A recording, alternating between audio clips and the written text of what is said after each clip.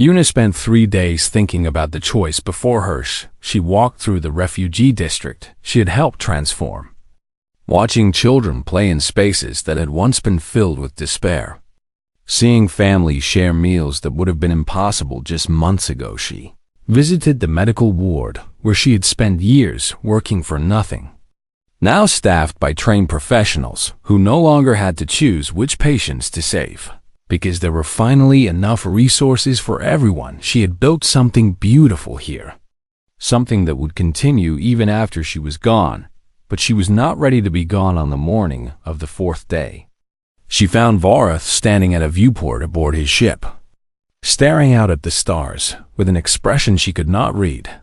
"I've made my decision," she said. He turned to face her, his markings carefully controlled to hide whatever he was feeling. "And I want to try the procedure," Una said, "not because I am afraid of dying, but because I am not finished living." Varath's shoulders relaxed slightly, as if a weight had been lifted from them. "I will make the arrangements," he said, but before he could move, Una held up her hand to stop him.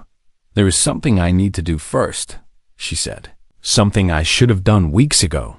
She took the pendant from around her neck and held it out between them, its glow filling the space with golden light. "I want to try to unlock the full message," she said, "whatever happens with the procedure. You deserve to hear what your daughter wanted to tell you."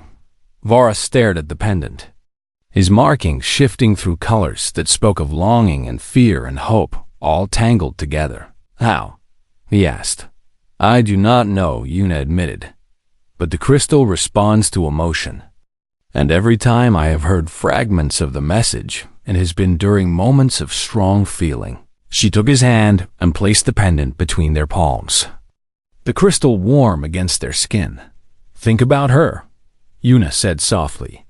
"Remember the daughter you loved, the person she was, the future you wanted for her." Varath closed his eyes, and Una watched his markings begin to glow more brightly as emotions long buried rose to the surface. She thought about Myra too, about a young Salvari woman who had given everything to help others, who had died alone in a quarantine zone while her father hid from his fears. She thought about the connection she felt to that woman she had never met, about the strange bond that allowed her to wear a pendant meant for someone else. She thought about Varath, about the grief he had carried alone for 40 years, about the walls he had built around his heart that were only now beginning to crumble. The pendant blazed with light so bright that Una had to close her eyes, and then she heard Myra's voice, clear and complete for the first time. "Father," the voice said, "I know you are afraid, but love is not weakness. And please, do not forget that you taught me everything I know about caring for others, even if you have forgotten it yourself." The voice paused, and when it continued, there was a smile in its tone. "I am not angry with you for not coming to see me." Myra said, "I know the plague terrified you, and I know you blame yourself for not being brave enough to face it. But I want you to understand something important." Another pause. "Longer this time. You gave me everything I needed to become the person I am," she said. "You showed me that we have responsibilities to others, even when you did not realize you were teaching me that lesson. And every life I have saved during this outbreak is a life you helped save too." Una felt tears streaming down her face, though she could not say if they were her own or somehow shared through the crystal's connection. "When I am gone," Myra continued, "I want you to find someone worth caring about, someone who will remind you of the father I knew before you forgot how to love. And I want you to use our wealth to help people the way I always wished we would." The voice grew softer, filled with tenderness. "That is the only gift I ever wanted from you," Myra said. "Not more money or more power. Just the knowledge that you would keep caring about others after I was no longer here to remind you." A final pause. "I love you, Father," Myra said. "I always have, and I always will. No matter how many years pass between my death and the moment you finally hear these words." The light faded, and the pendant went still in their hands. Verth was weeping. tears streaming down his blue face while his markings pulsed with colors that spoke of grief and joy and relief all at once. Yuna wept with him, overwhelmed by the love she had felt in Myra's words and the healing she could sense beginning in the ancient soul beside her. They stood together in silence for a long time, holding the pendant between them like a bridge across 40 years of loss. Finally, Vorath spoke. "She knew," he said, his voice rough with emotion. "She knew I would find someone like you eventually." Yuna nodded, unable to trust her own voice. "The procedure," Vorath said. "I will have everything prepared by tomorrow." The procedure took place in a specialized medical bay aboard Vorath's flagship, surrounded by doctors from 3 different species who had studied human biology specifically for this moment. Yuna lay in the treatment pod, her body connected to dozens of monitors and machines that would track every change in her cellular structure. Everett stood beside her, holding her hand as the sedatives began to take effect. "Thank you," he said, "for everything. Do not thank me yet." Yuna replied with a weak smile. "I might still explode."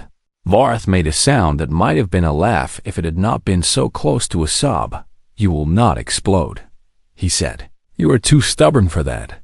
The world faded to darkness, and Yuna surrendered herself to whatever came next. She woke to sunlight, not real sunlight, of course, since they were still aboard a ship in the depths of space.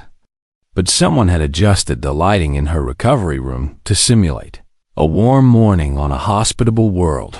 Vorath sat beside her bed, looking more exhausted than she had ever seen him, but also more at peace. "How long?" she asked, her voice hoarse. 3 weeks, he replied. "Your body rejected the treatment twice before finally accepting it. And the doctors say you nearly died 4 separate times." Yuna processed this information slowly. "But I did not die." "No." Vorath agreed with a small smile. "You did not die." He reached out and squeezed her hand gently. "The doctors are amazed," he said. "They say human willpower is unlike anything they have ever encountered. That your species has an ability to survive through sheer determination that defies medical explanation." Yuna laughed weakly. "We call it being too stubborn to quit," she said. "Whatever it is called." Vorath replied, "It saved your life." Over the following months, Yuna recovered fully and returned to her work with more energy than she had ever possessed. Vorath established a permanent foundation in Myra's name, funding humanitarian projects across dozens of systems with Yuna as its director. Refugee District of Nexus Prime became a model for aid stations throughout the galaxy, proof that compassion could transform even the darkest corners of the universe.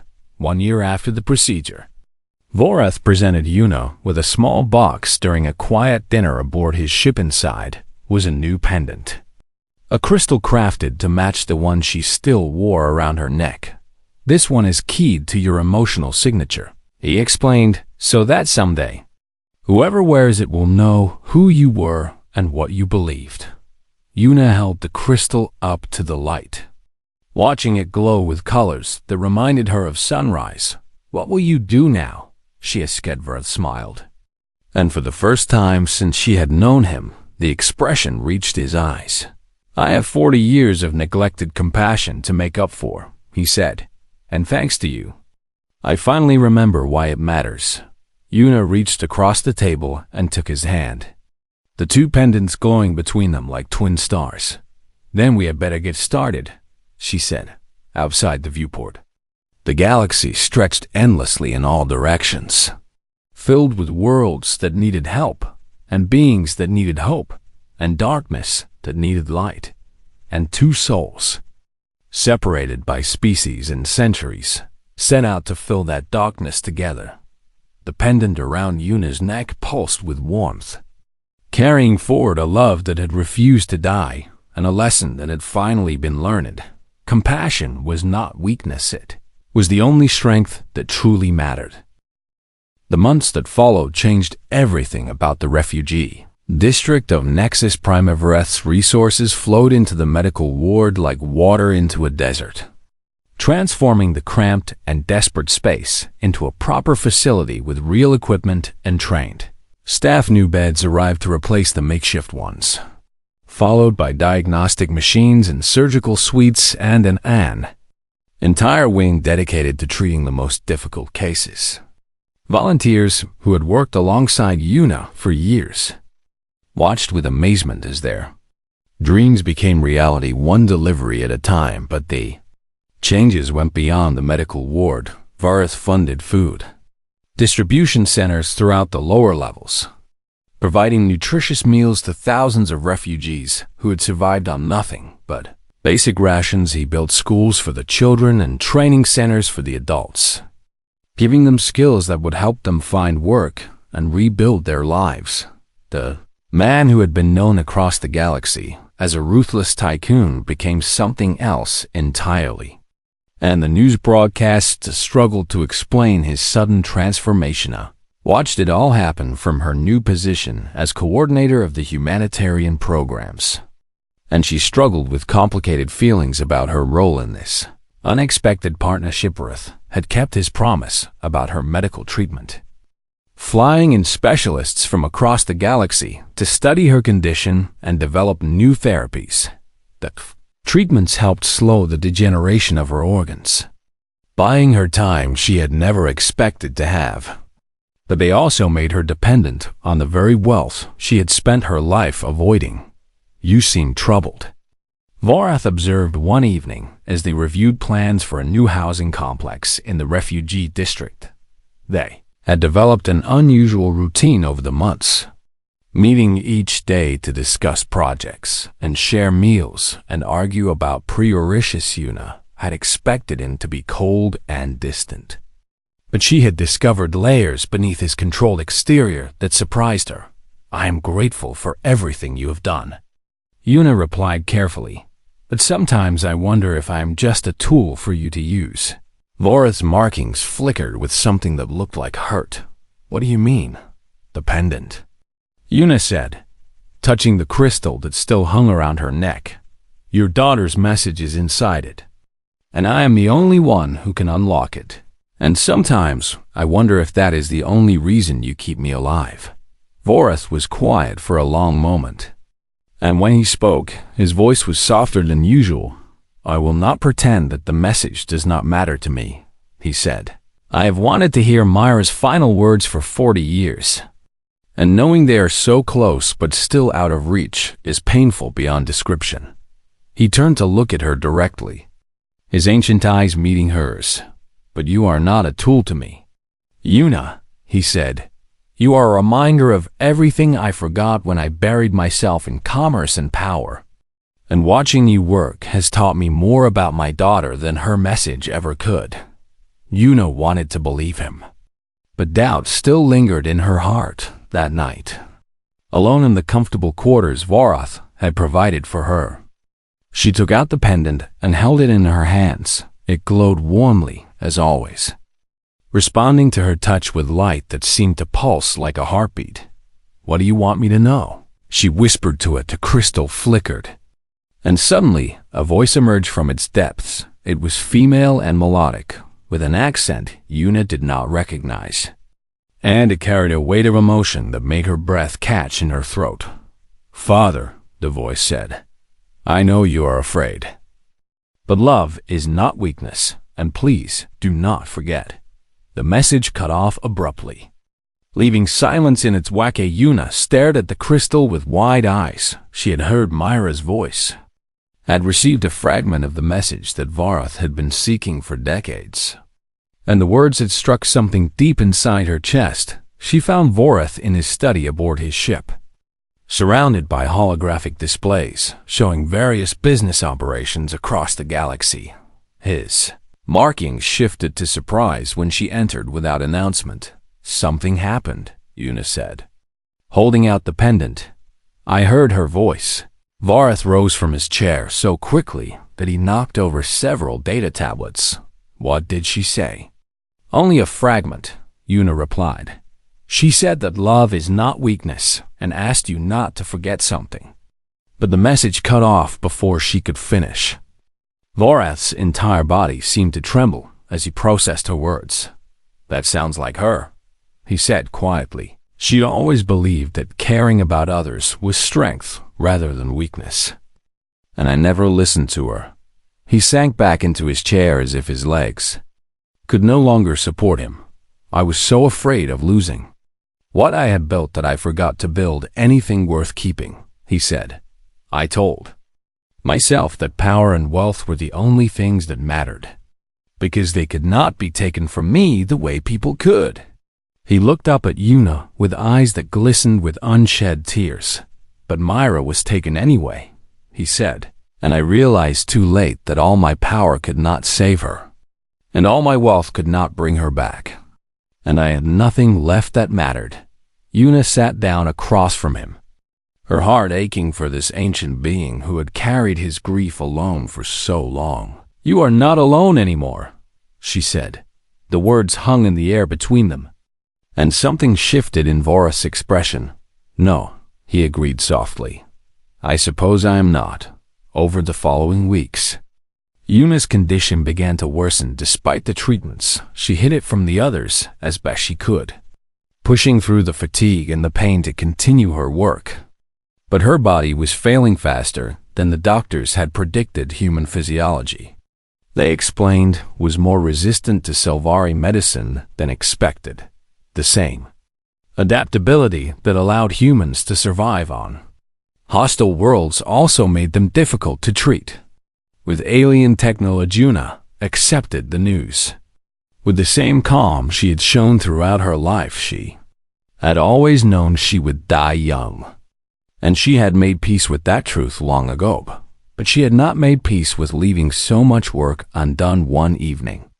While reviewing requests from a newly arrived group of refugees, her body finally gave out. She collapsed in the middle of the coordination center, the pendant clutched in her hand as consciousness faded. When she woke, she was in a medical pod aboard Vorath's ship. Surrounded by worried faces and beeping machines, Vorath stood beside her bed, his markings pale with fear. "You pushed yourself too hard," he said, his voice tight with controlled emotion. "There is always more to do."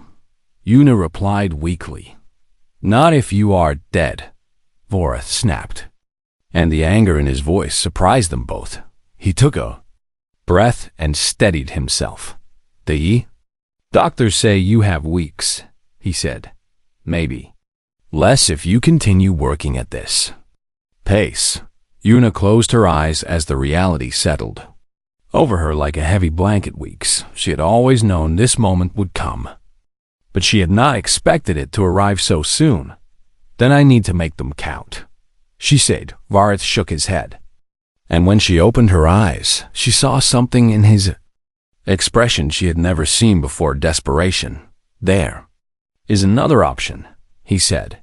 "An experimental procedure developed by Selvari researchers for our own species. Something that has never been tested on humans." "What kind of procedure?" "It would rebuild your cellular structure from the inside," Vorath explained, "repairing the damage caused by your homeworld's atmosphere and restoring your organs to full function." Hope flickered in Una's chest before caution could extinguish it. "Why has it never been tested on humans?" "Because human biology is unpredictable," Vorath admitted. "The procedure could save your life, or it could kill you instantly, and we have no way of knowing which outcome is more likely." He reached out and took her hand in his blue skin warm against her pale fingers. "I cannot make this choice for you," he said, "but I am asking you to consider it." Una looked at the pendant still clutched in her other hand, still glowing with the light of a message she had only begun to unlock. She had so much more she wanted to do, so many lives she still wanted to touch, and the thought of giving up now felt like betrayal. But the thought of dying in a medical pod, alone and afraid, felt even worse. She had decisions to make. Una was cleaning medical instruments in the back room of the ward when one of the other volunteers came to find her with wide eyes and a nervous voice. "There "Is someone here to see you?" the volunteer said. "Ah, Salvari in very expensive clothing." With a lot of security guards, Yuna wiped her hands on a cloth and felt her heart beat. Faster she knew who it must be, tall, blue-skinned alien who had frozen in place 3 days ago while staring at her. The one whose face she had seen on news broadcasts about wealthy merchants and galactic commerce of Earth Kale. They called him one of the richest beings in the known galaxy. She had no idea what someone like him could want with her. But she was about to find out. He was waiting in the main ward when she emerged, standing perfectly still while his security team kept the curious volunteers at a distance up close. He was even more imposing than she had imagined. His skin was the deep blue of a midnight sky, and the markings on his face glowed with shifting colors that she could not interpret. His eyes were ancient and cold, filled with a weariness that seemed to go deeper than simple tiredness. "Yuna Park," he said, and his voice was smooth and controlled. "I am Varath Kale." "I know who you are," Yuna replied, keeping her voice steady despite her nerves. "How can I help you?" Varath glanced around the ward at the sick patients and worn equipment before returning his gaze to her. "You wear a pendant around your neck," he said. "I would like to purchase it from you." Yuna's hand went instinctively to the crystal that hung against her chest. She had worn it for 2 years now, ever since she found it in a pile of junk that a dealer was about to destroy. Something about it had called to her, had made her feel less alone in a universe that often seemed too vast and too cold. "It is not for sale," she said. Varizinous markings flickered with what might have been surprise. "I am prepared to offer you a sum that would fund this entire medical operation for 100 years, he said. "New equipment, proper facilities, trained staff, everything these refugees need." Yuna felt her resolve waver at his words. 100 years of funding would transform countless lives and save beings she could never hope to reach on her own. It was everything she had ever dreamed of for this place. But when she touched the pendant and felt its familiar warmth against her fingers, she knew she could not give it up. "I'm sorry," she said quietly, "but this pendant feels like it belongs with me somehow, and I cannot explain why, but I know I cannot part with it." Vara stared at her for a long moment, and the colors in his markings shifted through several patterns she did not recognize. "Do you know what that pendant is?" he asked. "It is a crystal of some kind." Yuna replied, "I thought it was broken when I first found it because it would not do anything. But after I wore it for a while, it started to glow sometimes." "It is a silvery memory crystal," Vara said, and something in his voice cracked slightly as he spoke. "I had it made specifically for my daughter more than 40 years ago, and I gave it to her on her birthday. And she wore it until the day she died." Yuna felt the blood drain from her face as understanding dawned. "Your daughter," she whispered. "Her name was Myra." Vorath continued. "She was kind and compassionate, and she believed that our wealth should be used to help others rather than to accumulate more power." He paused and took a breath that seemed to cost him something. "She died treating plague victims in a quarantine zone while I was too afraid to visit her," he said. "The pendant contains her final message to me, but I have never been able to access it because memory crystals only respond to their bonded owner. And she is gone." Yuna finished for him. "Yes," Vorath said, "she is gone. And her crystal should have gone dark forever when she died. But somehow it glows when you wear it." Yuna looked down at the pendant in her hand, seeing it differently now. This small crystal had been a gift from a father to his daughter, had been worn by someone who cared about others the way Yuna tried to care, had been lost and forgotten for decades before finding its way to her. "Then you should have it back," she said, and she reached up to remove the cord from around her neck. She held the pendant out toward Vorath, and as it left her hand and entered his, the glow faded instantly. The crystal went dark and cold.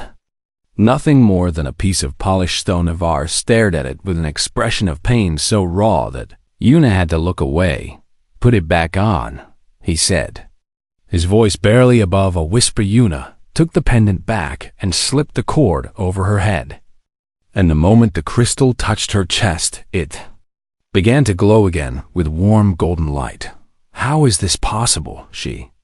Askevris shook his head slowly. "Memory crystals respond to emotional resonance," he said.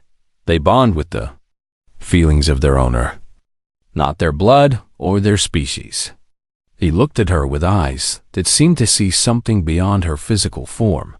"My daughter cared about others more than she cared about herself," he said. "She gave everything to help people who had nothing. And she never asked for anything in return. And somehow you carry the same light in your heart that she did." Yuna did not know what to say. She had always felt drawn to helping others, had never been able to ignore suffering when she had the power to ease it. But she had never thought of it as anything special. "The crystal responds to you because you are like her," Vorath said, "and that means her message is locked inside a pendant that only you can unlock." He straightened his posture, and his markings settled into a controlled pattern of blue. "I have a proposal for you," he said. "Let me fund your medical treatment and give you access to the best doctors in the galaxy. And in exchange, I will provide resources for every humanitarian project you wish to pursue." Yuna blinked in confusion. "My medical treatment?" she asked. "I am not sick." Vorath's expression softened slightly. "You are dying," he said gently. "A degenerative condition from your homeworld. And you have perhaps 2 years remaining, unless you receive advanced care." The words hit Yuna like a physical blow. She had known something was wrong with her body, had felt the fatigue growing worse each month. But she had avoided seeking a diagnosis because she did not want to know how little time she had left. "How do you know that?" she asked, her voice shaking. "I had you scanned," Vorath admitted, "and I apologize for the invasion of your privacy. But I needed to understand why the crystal responded to you." He took a step closer, and for the first time, his voice held something that sounded almost like warmth. "I cannot force you to accept my help," he said, "but I am asking you to let me try to save your life. Not because of what you can give me, but because losing someone like you would make the universe a darker place." Yuna felt tears forming in her eyes. Tears she had been holding back for months. She had always known she would die young, had accepted it as the price of growing up on a broken world. But hearing it spoken aloud made it suddenly real. "Why do you care?" she asked. "You do not even know me." Vorath was quiet for a moment before answering. "Because my daughter would have cared," he said, "and I spent 40 years forgetting what that meant." He extended his hand toward her in a gesture that seemed unfamiliar to him. "Let me remember," he said. Yuna looked at his hand, then at the pendant glowing against her chest, then back at the alien billionaire who had frozen in place days ago when he saw her wearing his dead daughter's gift. She took his hand. Vorath spent the next 3 days learning everything he could about Yuna Park. He sent his best investigators to dig into her past while he himself watched her from the shadows of the medical ward. Hidden behind tinted windows and holographic disguises, what he discovered made no sense to him at first. Here was a woman who could have lived comfortably on any core world with her medical training. Yet she chose to work for free among refugees and outcasts. She slept on a thin mattress in a storage room behind the ward and ate the same basic rations as the patient she treated. Her clothing was worn and patched in several places, and the only possession she seemed to value was the pendant that never left her. Nekvrith watched her move through the ward each day, stopping at every bed to offer comfort and care to beings from dozens of different species. She learned their names and remembered their stories. She held their hands when they were afraid and celebrated with them when they recovered. Children especially seemed to love her. following her around the ward when they were well enough to walk on the third night. Vorath sat alone in his quarters and activated a holographic display that showed images from his personal archives. Mira's face appeared before him, frozen in a moment of laughter from a celebration more than 40 years past. She had been beautiful in the way all Selvari found beautiful, with skin the color of deep ocean water and markings that glowed with warmth and kindness. But more than her appearance, Vorath remembered her spirit. You have more money than entire planets. Father, she had told him once, why do you keep chasing more when so many beings have nothing? He had dismissed her words as the naive idealism of youth. Selvari lived for centuries, and he had assumed she would eventually understand how the galaxy truly worked. But Mira never changed. When the plague struck a mining colony on the edge of their territory, she had insisted on going to help despite his protests. Someone has to care about them, she had said as she boarded the transport. If not us, then who? She had died 3 weeks later. Her body burned with the others to prevent the spread of infection. Vorath had been too afraid of the plague to visit her, and he had never forgiven himself for that cowardice. The pendant had been delivered to him along with a message that the crystal contained Mira's final recording. But when he tried to access it, the crystal remained dark and silent. His scientists had told him that the emotional bond had been broken by her death, and the recording would be lost forever. Yet, now that same crystal glowed around the neck of a human woman who shared none of his daughter's blood, but seemed to carry the same fire in her heart. Vorath closed the holographic display and summoned Tovik. Want a full medical scan of the human woman, he said. Without her knowledge, Tovik hesitated, which was unusual for him. Sir, station regulations require consent for medical scanning of sentient beings. Then find a way around the regulations. Vorath replied coldly. I need to know everything about her physical condition. The scan was completed the following day through a series of sensors hidden near the medical ward entrance, and the results made Vorath feel something he had not felt in decades. Sadness. Una Park was dying. The report detailed a degenerative condition, common to humans who grew up on worlds where terraforming had been done poorly, where the atmosphere carried trace elements that accumulated in human tissue over time. Her organs were slowly failing, her cellular structure breaking down year by year. The Selvari doctors estimated she had 2 years remaining at most, possibly less given the demanding nature of her work. Vorath read the report 3 times to make certain he understood it correctly. This woman, who spent every waking moment caring for others, was herself beyond the help of standard medicine, and yet she continued working as if she had all the time in the universe. That evening, Vorath returned to the medical ward and watched from his usual hidden position as Una moved through her final rounds of the day. She stopped beside a bed where an elderly Croton lay breathing with difficulty, his massive body reduced by illness to a shadow of its former strength.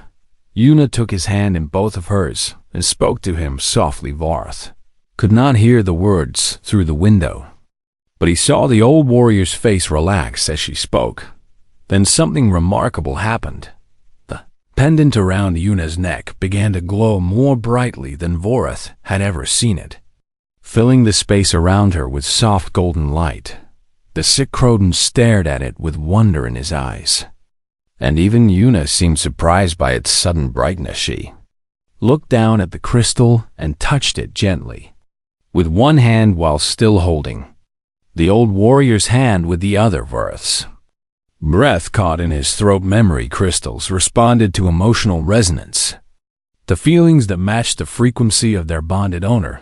The only way that pendant could glow was if Una Park somehow carried the same emotional signature as his daughter, not in her blood or her species, but in her heart.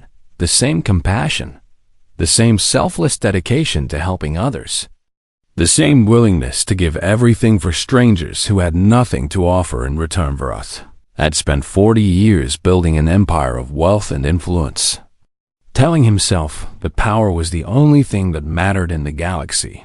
But watching this dying human woman bring light to a dark corner of the universe with nothing but kindness, he began to wonder if he had been wrong about everything. He made his decision then. He could not simply watch from the shadows.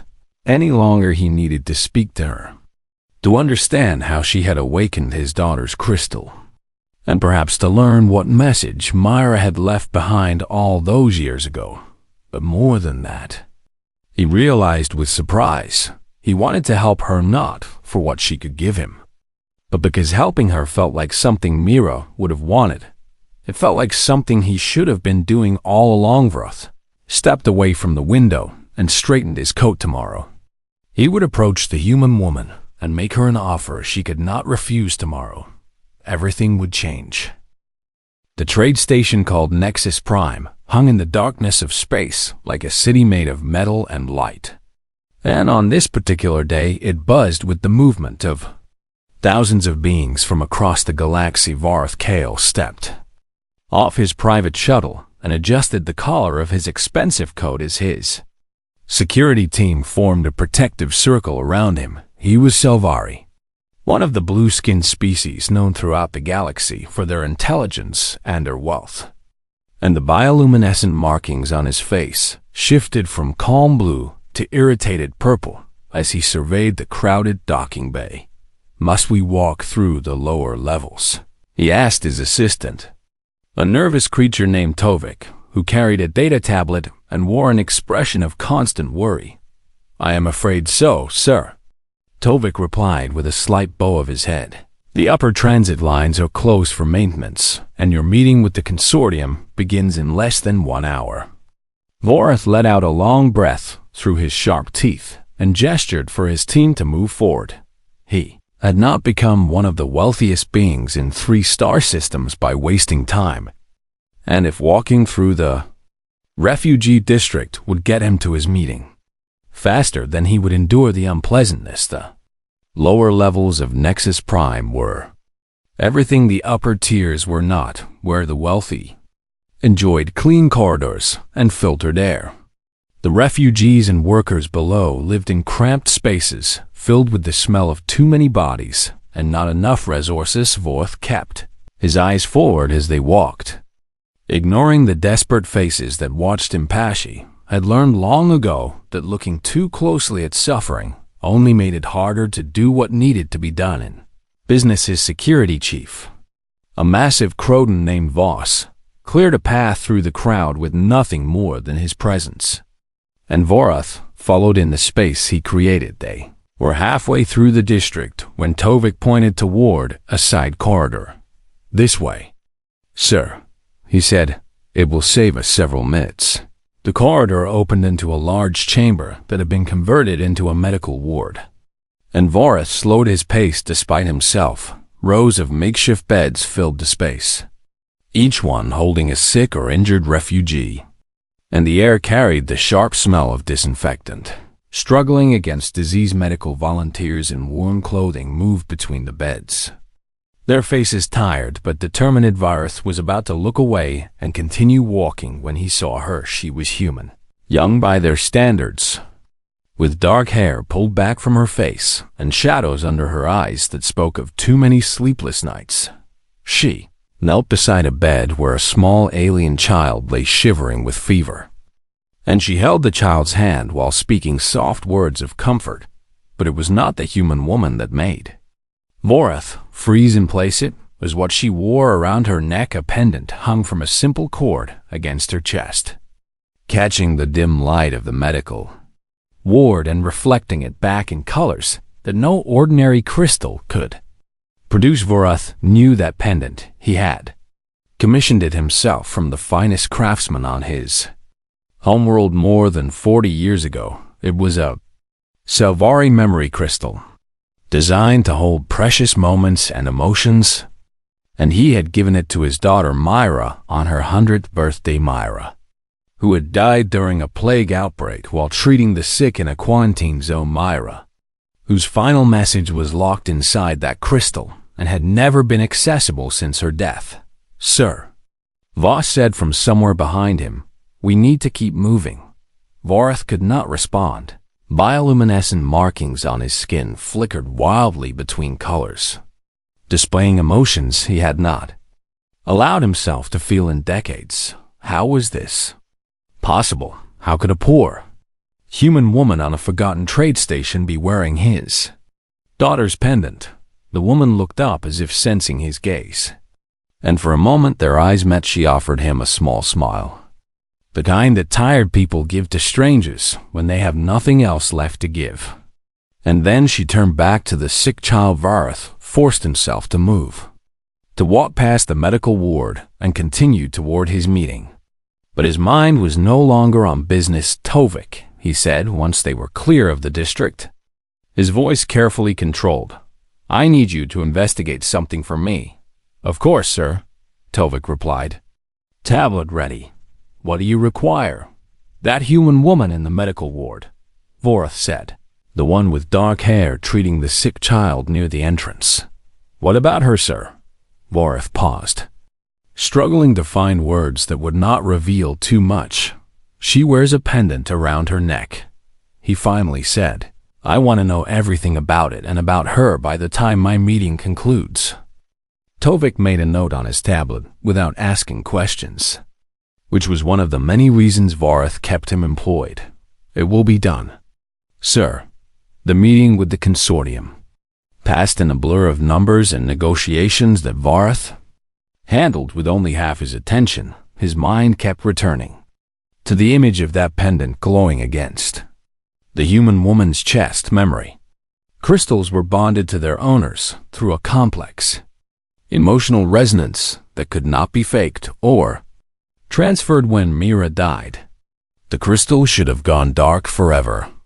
One else should have been able to activate it, yet Vorath had seen it glowing with the same soft light it had produced when Mira wore it all those years ago. And the meeting ended and Vorath returned to his private ship. Tovik was waiting with a tablet full of information. The woman's name is Una Park, Tovik began as Vorath settled into his chair. She is 28 years old by human counting. Born on a poorly terraformed colony world called New Bizon. Go on. She arrived at Nexus Prime 3 years ago as part of a humanitarian volunteer group and chose to stay when her contract ended. Tovik continued. She works without payment, surviving on basic rations provided to station workers. Vorath tapped his fingers against the arm of his chair and the pendant. Tovik swiped through several screens on his tablet. According to transaction records I was able to access, she purchased it from a junk dealer in the lower markets approximately 2 years ago for a sum so small it barely registered. A junk dealer, Vorath repeated, his voice flat. Yes, sir, Tovik confirmed. The dealer apparently acquired it as part of a bulk purchase from a black market auction house that specializes in estate liquidations. Vorath closed his eyes as the pieces came together in his mind.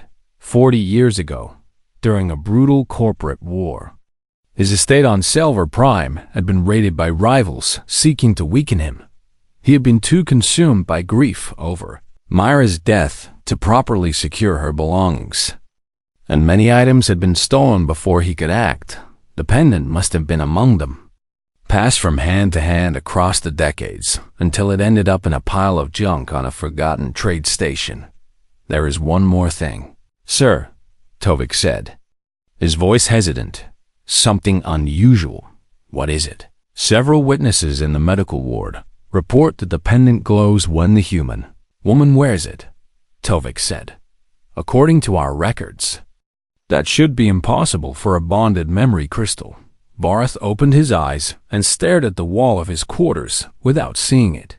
Leave me, he said. Quietly, Tovik bowed and departed. And Vorath was left alone with his thoughts and his questions somewhere on that station. A dying human woman wore his daughter's pendant, and somehow it had responded to her as if she were its rightful owner. He needed to know why, and he needed to know what message Mira had left behind all those years ago.